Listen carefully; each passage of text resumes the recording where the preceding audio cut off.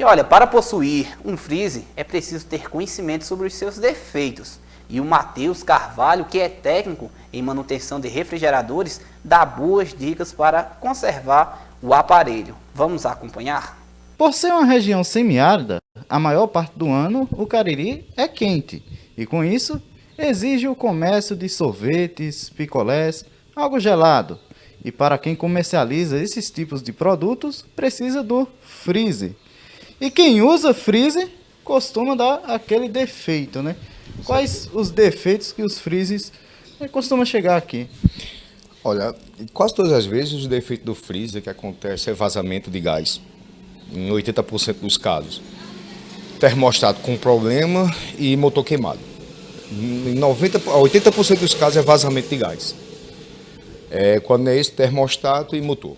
E o que é que causa, né, cada um desses tipos de defeitos? Certo. Vamos começar pelo clássico, que é vazamento de gás, né?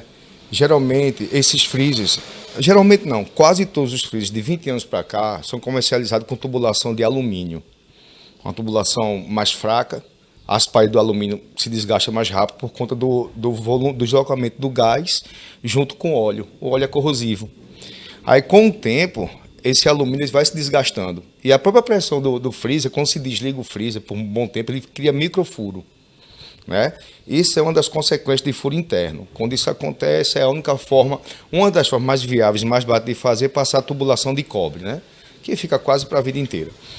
Termostato é por tempo mesmo, o próprio tempo de uso do termostato, que é a turma chama do automático, né? Para você regular a temperatura. Quando ele acontece problema, ou o freezer não se desliga, trabalha direto, isso aumenta o consumo de energia, ou então ele não liga. E o motor, que é o compressor, né, é acarretado por uma queda de energia, baixa tensão, né, mau uso, é o que mais acontece. Quando você compra um freezer novo, né, há uma probabilidade de acontecer algum defeito, né, em que aspecto, que local? Certo. Um freezer novo, os freezers de hoje em dia, né, a maioria estão vindo com gás R290 e gás R600. Né? Para freezer R600 é até difícil, mas sim gás R290 está vindo. Então o que acontece? Esses compressores são mais frágeis em relação aos compressores padrão, que são os 134, né, para gás R134. Porque a construção dele ela é mais fraquinha, tá entendendo como é que é mais sensível, né? Que não é feito de cobre por dentro, é feito de alumínio. Os pistões também, ele tem a carga dele fica bem mais baixa. Então, quando você for comprar um freezer, eu aconselho tanto freezer quanto geladeira, procurar as que tem motor R134. Agora, em relação a vazamento, aí não tem para onde correr, não tem para onde fugir. Todos os freezers estão vindo com tubulação de alumínio. Então, tem freezer que com menos de 6 meses, eu já peguei aqui na oficina com furo interno. Então, tendo furo interno, não tem mais o que fazer, tem que fazer a tubulação interna. E como falado inicialmente, né, o Cariri é uma região semiárida, a maior parte do ano é quente, mas tem uma época que é frio, né? Aí é a época em que as pessoas deixam mais de lado. Isso. Né? Algumas querem vender freezers, e quando chega o tempo quente, outras querem comprar. E aí, na hora de comprar um freezer de segunda mão, em que fazer os reparos? Primeiro de tudo, a pessoa tem que observar o seguinte: se o freezer está parado há no mínimo 15 dias, um mês, antes de comprar é bom ligar o freezer para ver se está gelando bem. Tá? Tem freezer que tem dois tipos de condensação. A condensação é o resfriamento do gás. Pode ser próximo ao motor, com aqueles ventiladorzinhos, certo? Ou pode ser que nem esse sorveteiro, que a condensação é nas laterais, pode ser bem quente. Você chegar um freezer para comprar um freezer, ele não tiver o ventilador, a condensação é toda lateral. Você pega aqui, você vai ver uma alta temperatura. Assim que ligar o freezer, a pessoa vê lá, o condensador esquentou direitinho, aqui esquentou, é muito pouco risco do gás ter vazado. Tá? Por quê? Muitas vezes você liga o freezer, ele começa a esquentar, a resfriar a primeira voltinha e não trabalha mais. Né? Porque passou muito tempo parado, às vezes tem microfuro, o óleo não circula, não tapa aquele furinho, né? E vai embora. Né? E eu aconselho também para quem tem freezer, tem comércio, nunca deixar o freezer parado por mais de 2, 3 dias. Tá? Passa do segundo dia, mesmo que for para limpar, passa um dia desligado outro, liga o freezer para circular o óleo, porque às vezes tem microfuro e o próprio dono não sabe. Aí tem pessoas que tem um freezer em casa, puxa muita energia. E aí costuma desligar à noite e ligar no outro dia de manhã. É aconselhável?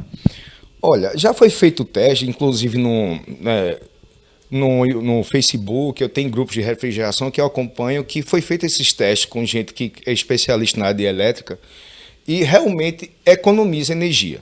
Não é aconselhável. Por quê? Você está com o freezer ligado, se ele tiver bem regulado o termostato, se tiver bom, ele quando chegar a determinada temperatura, ele vai se desligar, certo? Beleza. Ninguém vai usar mais o freezer, ele vai passar mais tempo desligado do que ligado à noite, por exemplo, no de bar, essas coisas, né?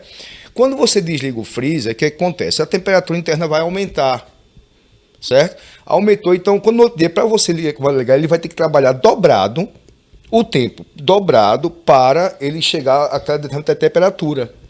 É uma cerveja, para você ficar bem geladinha, né? Você desligando à noite, no outro dia ele vai estar um pouquinho mais aquecido, ele ligou, ele vai ter que trabalhar mais tempo. Isso força mais o compressor. Não quer dizer que ele não vai realmente, ele não vai consumir mais energia do que desligar. Se desligar à noite, no mínimo são 8 horas desligado, né? Então vai ter uma economia de energia boa, mas assim, no final de tudo vai ser R$10 a menos, R$20 a menos. Na minha opinião, não compensa, porque no dia o compressor vai trabalhar forçado. Vai trabalhar muito mais tempo para ele resfriar o que ele perdeu de temperatura à noite.